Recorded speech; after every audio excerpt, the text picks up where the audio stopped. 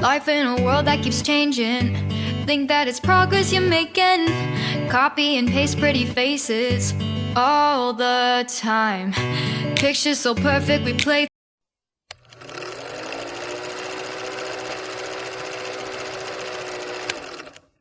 Hello beautiful people, welcome back again to Anointed Lady TV. Good morning, good afternoon, good evening. I greet you all according to your time. If it is your first time here, you are highly welcome. Thank you so much for visiting our channel for the very first time, and I hope to see you again. And if you are returning subscribers, I appreciate you all for always coming back to watch our videos. Thank you very much. I say may God richly bless you all in Jesus' name. Amen. All right, my dear viewers, I have a video to present to you this very moment, and I will be watching that video with you. You know, on this channel we drop videos on daily basis and we react to every videos that comes our way. Yes, and I will be sitting here and watch with you, and after watching, let's just go to the comment section and drop our opinion. Please do it constructively. You know, I always say that every one of us, we are entitled to our own opinion. Like our video and also share our videos if possible. See you next time in my next video. From me to you for now is bye. Na plan no ke se mepe be ha Yoruba la Hausa la ndi Igbo ala obodo ọbụla na-asụzi lolu anyị nọrọ here che na business as usual. Anyị ga-anọ na-ewesi time ndị jụrụ ka mgbede agbasa tunu la ebe Nigeria je enwere ike mmadụ anọ na-asọrọ ọkụ nọ n'ọhịa nọ na ọkwa ụdọ na-atụ okwute ka ekwenụ ka o siri gbasa onye nọ na-akọrọ okwute elu atụla ọkwa ụdọ okwute a ga-eru dị ya aka ọ ga-eru ebe ọ nọ ọ ga-anọ idede anọ afọ asatọ ya agwụ o mepee ebe ha nyere ụmụnne ya aka laa ọrụ onwe anyị nọrọ ebe ala ebe so ka anyị hapụ nọ iwe so oge kwuwe ihe ibe anyị ha na-ekwu ibe anyị na-ekwu na ahụ mụ na nọ n'ọhịa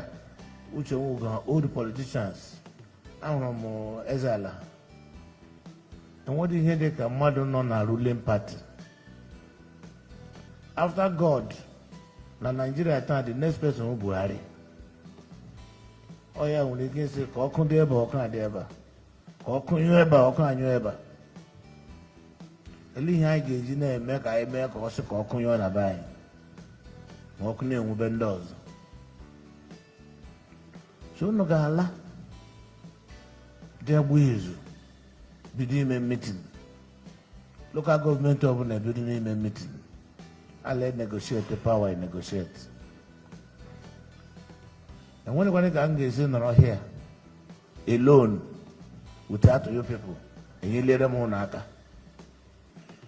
because no one man can walk alone. The most perfect human being ever on earth was Jesus Christ. Only they alone. Only 12 disciples. They left all our boys lying on them.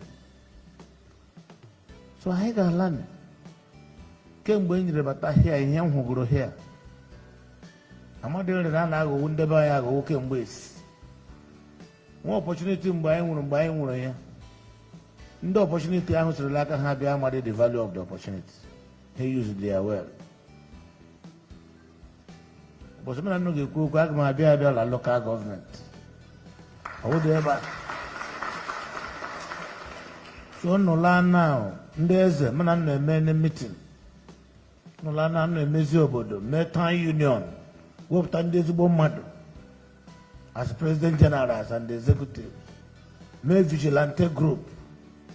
Ulechere obodo onye hụrụ onye ọ na-amara ihu ya ma onye na-ekpuchi ihu agarịla azụ ụlọ ya ọgba nkịtị o onwe ya ka ọ na-eme agba lokal gọọmenti ndị abụ ọkụ ọ bụrụ na nke Mbite Olu ka agbara ọkụ agba police station ndị ụdị a ọkụ ọ bụrụ nke Mbite Olu ka agbara ọkụ ọ tọkwa ego a ga-eji mee ihe ọzọ fọ ndị ndị aba ka a ga-ejikwa arụgharịa that local government. So why are we destroying ourselves? no mo ihe anyị hụrụ mgbe Biafra ụdị ihe ahụ dị mma ka ahụ ya ọzọ so ụmụaka dị mabe ebe esiri bido ụwa apụtala ekwugherịala gị ihe ha na-ekwu ege enwere m a responsibility as the governor of Imo State and I'm under oath to protect lives and property. I will not be here. Ala asị a ga-enwe ọgbaghara Imo State ọ rụrụ ọlụ zone ka a ga-ebu ụzọ ebido ya ọwa asị kama ihe dị-ebu otu eme and anyị ahụ ndị ala emeje emeje onye na-atụ ụjọ la emeje ya emeje ọ na amadụ ala atụ m ụjọ la Naịjirịa niile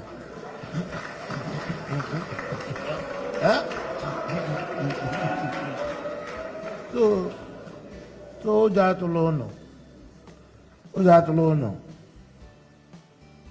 aga m asị ka ụnụ laa ka nwanne hụ nwanne ya n'anya ka anyị mee open congresses nabata na ụmụnne anyị na ụmụnne anyị into the party nabatakwana ha na gọọmenti onye nwere idea a ga-eji eme obodo anyị adị mma o weta ya anyị legwa ya ọ dị mma ya eme ya nke dị mma ya drọpụọ ya sịkwa ya na-echewe maka another one. So ihe na-ekwu na-abụ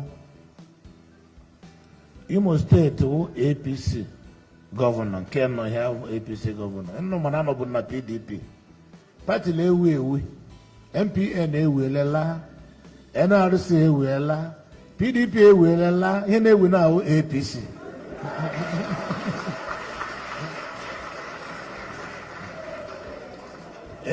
APC nọ na gọvanọ APC nọ na president APC nọ na local gọọmenti kedu ihe ọzọ na-ekwe adị nnụ ka onye ga-eme ntawa ahụ ile etacha Chineke ya na ihe mmadụ anatala emi ọwa eziokwu elekwara ka onye ahụ ga-esi eme nwa nke Chukwu nyere m a mejisi ya ike ha emi na onye ga-anata m ya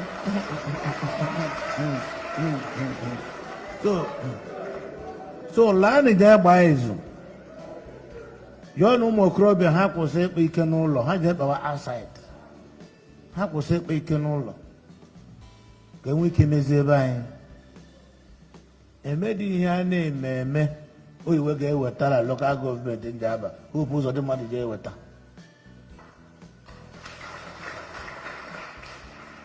ọ na-ese ọwụla ego a dụrụ ego dị gwagwede anyị ma ebe anyị ga-anata ego ịma na ịkpata ego a na-amụ ya amụ amụtara m ya bifo abịa m ya a na-amụ ya amụ ọ na amadị na amụtara m ya bifo bịa ya so anyị ma anyị ọnụ ka anyị were obiọma anyị were na obiọma chi ọchịchị a anyị nwee ike nyere onwe anyị aka onye ọbụla gbaghara ibe ya ndị mere ya gị bifo gbaghara ha emere mgbe anyị na-achọ ịbịa ha emere ndị kwere na eme ndị dị kwen anyị adịrọzi suppose icheta ya bikọ Chineke emere na anyị ihe anyị na-achọ so ihe anyị na-ekwuzi na-awụ onye ọbụla bịa togeda gọvanọ nwa gọvanọ fọ ndị kwere ekwe ma ndị dị kwe ekwe so ma ikwere ekwe m ya gọvanọ so ọ bụdị ihe anyị na-etụwasịrị onwe anyị isi fọ ndị a na-akpọkwana unknown government nnọ mana some of them dị known anyị kpọrọ na aha ndị dị known ka anyị gwa ha kwụsị I just finished a security council meeting now ihe ndị security niile nọ n'Imo kwuru bụ onye ọbụla nwere egbe dị nwe license na anyị na-enye ha 1 week ịsọrịnda dị egbe na after 1 week onye ọbụla ahụ wute egbe dị nwe license particularly ndị ala akpọ Imo Security Network ndị bisara egbe mgbe Okorocha nọ ya mgbe ọ na-apụ onye na ọda sonu bush egbe bak mma akala bụrụ ya nọrọ n'ime ọhịa na-anasa ụmụ nwaanyị foonu ha na-ekpuchisi ihu erepụ ụmụ agbọghọbịa onye dị ji ego ka ihe ahụ ya lee akwụrụ ọtọfọ so na ụrụ ụdị ihe anyị ga-ege so ọ dị important na-aga nnọmara na ya dị egwu ihe megorola Imo steeti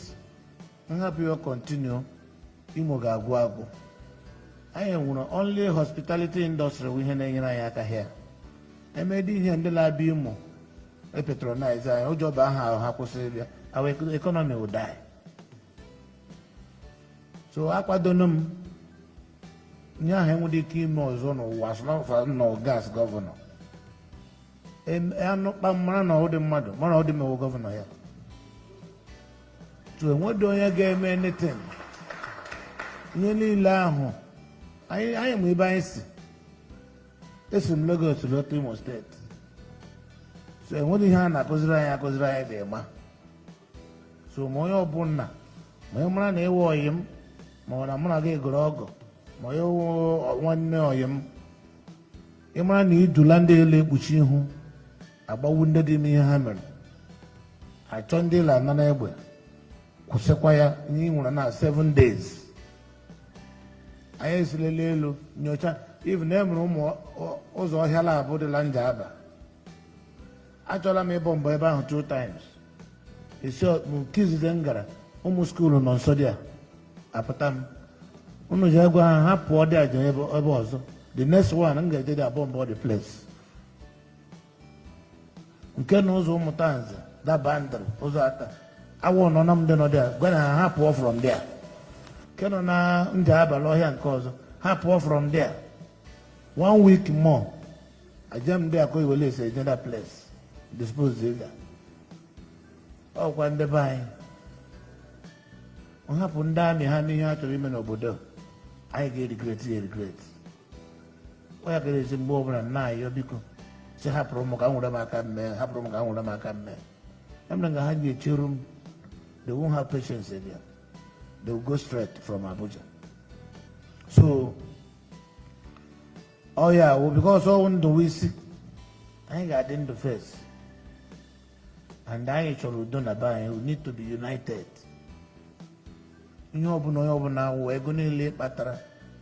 awụ dị anything if our place is not well positioned because we need help anyị need enyemaka as a people so mgbe nnụ ga-ala nke ọma mgbe nnụ kwadokwane anyị mezie ahụ leaders word by word anyị plan na ọka anyị ga-esi emezi obodo ịmụ ihe ahụ commonwealth anyị buru ibu nwere so a na-arachọn ya arachọn anyị anwe small strategic committee ihe anyị na-achọ ọ dị power ihe nji ọ dị power onye ebe na-ekpere Chineke aza ya ekpere ka ihe ọ na-ahara night vigil eme ọ na-ala ibe ya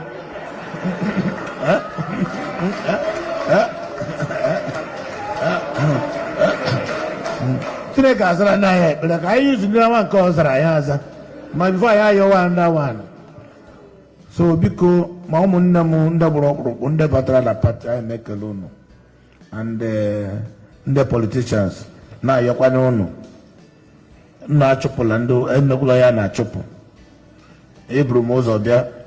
ụzọ bịa la abịara m second ihe are the time for it this time is for everybody to be included and for us to work so I succeed I niile take the credit I fail kwa na I niile take the blame ọ dị echi mmadụ asị m ọkwa ọwụwala ndị gọvanọ emere ya hụrụ ya anya lekwa m na-ahụ na m anya